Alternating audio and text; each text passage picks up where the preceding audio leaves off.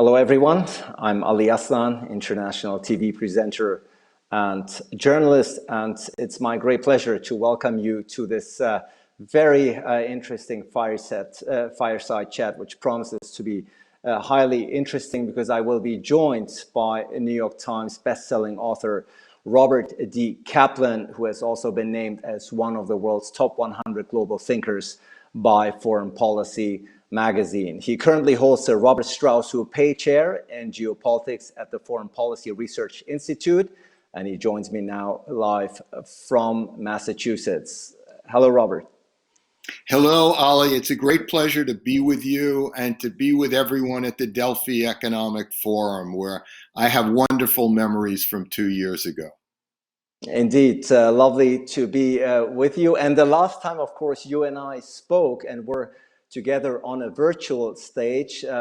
Donald Trump was still the president of the United States, and the pandemic was in its very early stages. Now, of course, the situation has changed drastically. We have a new president in the White House, and the vaccine campaign at least is picking up pace. Unfortunately, we're not at a stage yet where we can say that we are in the world of the pandemic. Otherwise, you and I would be physically on a stage in Delphi right now. But at least we can look at some of the global trends and geopolitical developments that have emerged from the past 12 months. If you look at the past year, what trends are you seeing mostly? Well, what I'm seeing is that the pandemic has moved to a later stage. The United States is really getting on top of it, more or less, with a little bit of backsliding, and it's different in each state of each of the 50 states, of course. But America is moving towards opening up this summer. Europe has had some problems, of course, but I think the real thrust of the pandemic now is moving to the developing world, as we've seen in India and we'll be seeing in more places. So we're still in the midst of this pandemic, and we still don't know the results of how the pandemic is going to interact with political development and other forms of turmoil in a whole slew of developing world countries in the Middle East, Asia, Africa, etc. And the other big trend is that, the choice of an American president is really the biggest of all the independent variables in foreign affairs. And now you have a new president with I would say a different policy in some respects, continuity from Trump in other respects. But even with the continuity, because the level of expertise and professionalism inside the American system, not just the secretaries of state, defense, treasury, but the deputy secretaries, the undersecretaries, are at a far more organized professional level than the Trump administration. That creates its own dynamic in and of itself, even without policy changes. So I think, number one, Biden has signaled that the U.S. relationship with China, with Russia, great power politics, are not getting any easier with President Biden as opposed to President Trump, but they do promise to be more organized, with parameters built around them to prevent accidental outbreaks of war, which was not the case with President Trump. So U.S.-China, U.S.-Russia are dangerous than they were the last time we spoke 6 months ago. But this, we are really in a new age of great power politics, rivalry. And though a lot of people say the term the Cold War shouldn't be used, the fact is everybody's using it. And everyone who's using it admits that it's a radically different Cold War than between the United States and the Soviet Union, but it's a Cold War nevertheless, because relations are truly hostile, and yet neither side wants it to be a hot war. therefore it's a Cold War. So there's a kind of tripartite Cold War between the US, China, and Russia, with China and Russia moving closer together. That's a big geopolitical shift we can talk about. And but the big change, though, in policy is Biden is pulling out of Afghanistan. And he's pulling out of Afghanistan because he wants the U.S. military establishment to focus more on China and Russia and to be less diverted by problems in the Middle East. Because you have even a low-level war or conflict going on in the Middle East that eats up the time of top policymakers every day in Washington who need to be concentrating on that. He wants to get that off the table. Off their plate, so to speak. That's the real reason behind the move, to free up the time of top policymakers so it's one thing that they don't have to be dealing with all the time, so they can concentrate on Europe, Asia, Russia, China, whatever. A lot to unpack from and in your first answer, of course, U.S.-China relations, Afghanistan. Let's look at President Biden, whom you've mentioned. It is tradition in the U.S. to look at a president's record and performance after his first 100 days. What do you make of the first 100 days of President Biden? I think it's been extremely impressive. No matter what your ideological beliefs are, he's moved on a wide variety of fronts, very methodically, very planned out, big and small, whether it's climate change, whether it's Russia, whether it's China, whether it's whether it's taxes, whether it's dealing with a whole variety of domestic issues, and it's just amazing to see how well organized this administration is. Nevertheless, having said that, the administration will, like other administrations, will define itself by crises, and the crises haven't happened yet. I think the biggest takeaway is that he seems to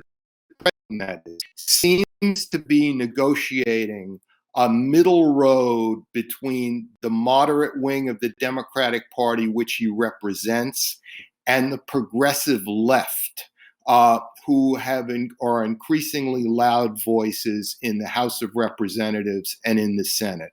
He's making the progressive left as happy as he can, as happy as they can be on domestic policy, while negotiating a moderate role on foreign policy. Because Biden has decades of experience in foreign affairs, in domestic affairs. You could say that he's the most well-prepared person to be president since George H.W. Bush between 1989 and 1993. The difference is that H.W. Bush had a very moderate Republican Party that he governed with, whereas Biden has a very progressive left Democratic Party. So Biden's party is further to the extreme than the elder Bush's party was, and that will make Biden's ability to handle crises and to carve out a policy more problematic. And of course, President Biden has already staged climate summits from the White House and has promised and pledged that his foreign policy will be rooted, but first and foremost, in human rights. Do you think, speaking of crisis, do you think reality will catch up with that pledge at some point? Yes, it's very interesting. One thing I forgot to mention is that Biden's appointed across the board top people. But with one exception, none of them are geniuses. You don't have a Henry Kissinger or a James Baker or a George Shultz. There's nobody of that stature with one exception, and that is William Burns as head of the CIA. Burns is really a figure on the same on an historical standard of having just incredibly excellent judgment throughout his career. But again, he's not in the dead center of policy formulation like the Secretary of State or Secretary of Defense is. He's a little bit to the side as the head of the CIA, and the CIA deliberately does not make policy, it just provides information as to what is going on. But Burns is the real standout. The others are, they're qualified, but there's nothing in their background to indicate that they're geniuses in any way. There's no Brent Scowcroft among them. In terms of, and getting back to your question on human rights, yes, Secretary of State Anthony Blinken may be the most human rights-oriented Secretary of State since Madeleine Albright in the Clinton administration. But here's the problem. You know, he can talk human rights as much as he wants regarding the violations of human rights in Russia and China. But at some point, the United States has to negotiate with these powers because they are great powers. They're not some small country somewhere where you can afford to have a pure human rights policy because that country has no strategic value, doesn't threaten you, and you don't need it in your arsenal. But Russia and China have to be dealt with so that any responsible policy has to be a blend. Human rights fits in the hierarchy of foreign policy needs regarding relations with Russia or China, but it's not necessarily at the top, overall. It's something to be brought up at the negotiating table, but ultimately they cannot afford a purist policy. And not having a purist policy means that they have to make concessions too. There's no way they're going to stabilize relations with Russia and China without making some concessions. So this is not a cabinet or a government of geniuses. You say, well, we've had a self-proclaimed very stable genius in the White House for 4 years, so maybe some degree of normalcy and regular people. Yeah, but that being said, Ali, you don't need genius in these jobs. What good judgment at critical times. Good judgment at critical junctures is much more important than being a genius. Let's talk about US-China relations a bit more. Obviously, it is going to be the #1 rivalry that will predominantly shape the 21st century. And you said you may call it a Cold War, you may not call it a new Cold War, but the fact is there are many, many contentious issues from trade, cyber, the South China Sea, Taiwan, Hong Kong, you name it. The century of Chinese shyness, if you will, is over, very much indicated and embodied by the Belt and Road Initiative. Is imperialism back, or did it never go away? I would say it never went away because it's not just China and Russia, but it's Iran, it's Turkey, it's India, who all hark back to previous empires and dynasties. It's part of their DNA. It's part of what makes them confident. It's part, it gives them an historical perspective. Imperialism is a bad word in the West, particularly in the Anglo-Saxon West. But it's not necessarily a bad word in Russia or China or India or anywhere. People take pride in these imperial eras.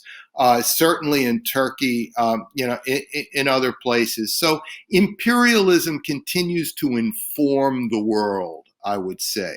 The very fact that you can say we're in a post-imperial phase means we still relate what is going on right now to imperial eras in the past.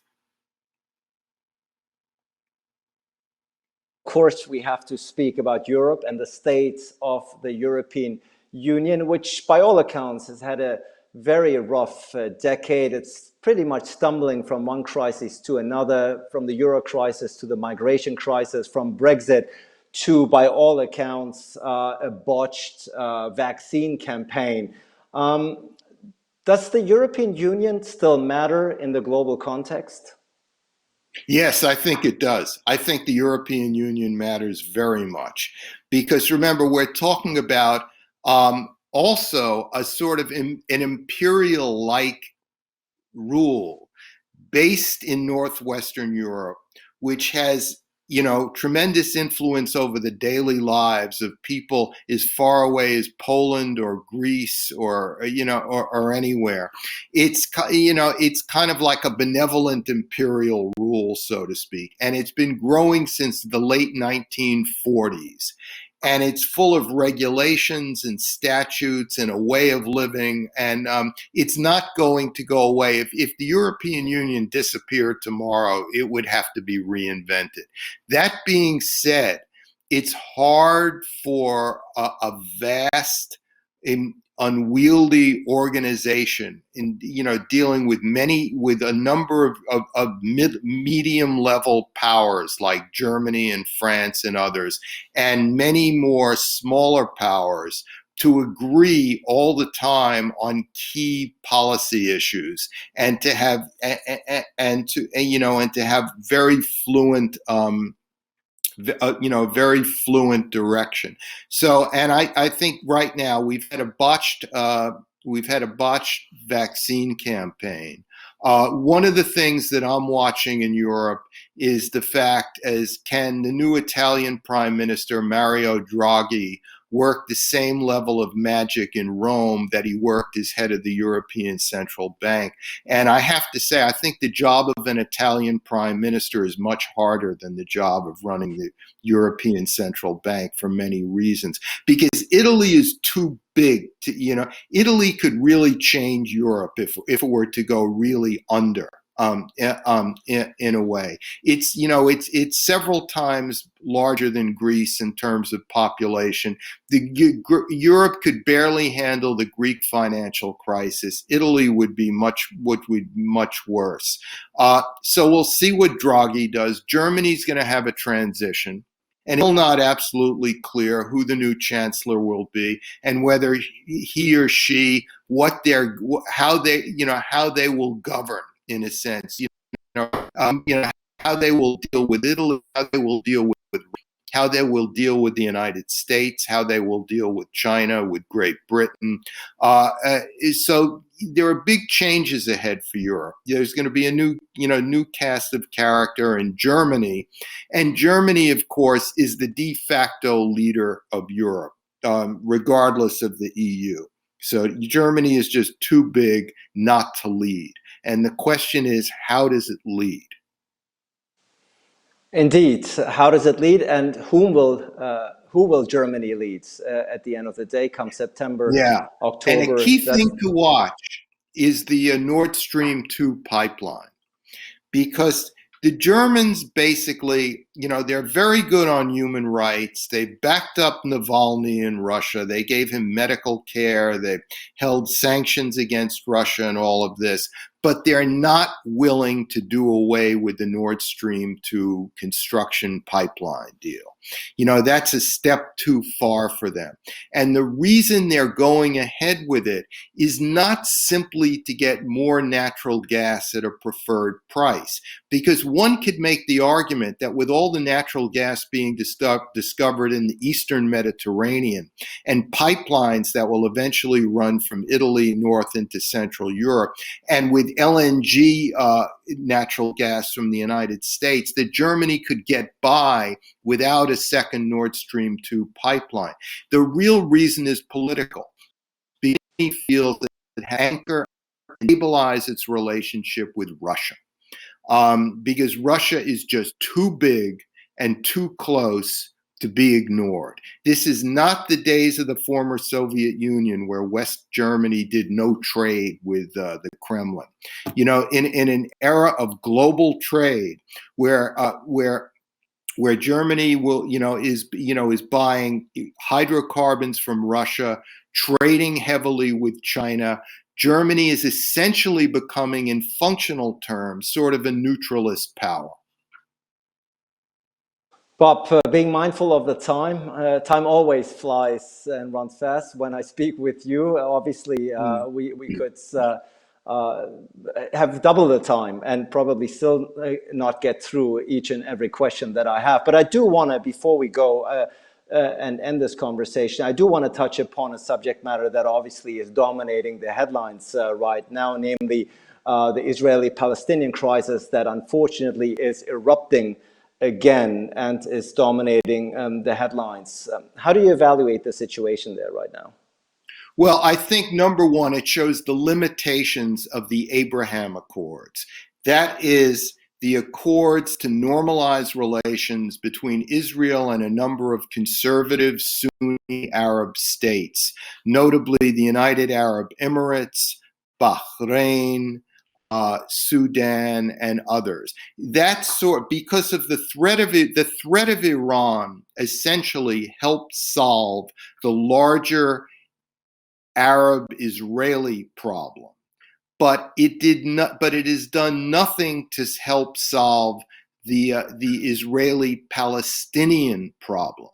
And in fact, Iran backs Hamas in Gaza. So there is an Iranian element to this new outbreak of violence between Israelis and Palestinians. It's a way for Iran to exert pressure. And it also puts pressure on these Arab regimes like the United Arab Emirates and others, who the last thing they want to see is violence between Israel and Palestinians, because it sort of ties their hands. What they would hope for is just quiet, so they can normalize relations with Israel, take advantage of Israel's cyber capability, defense industries, and all of that.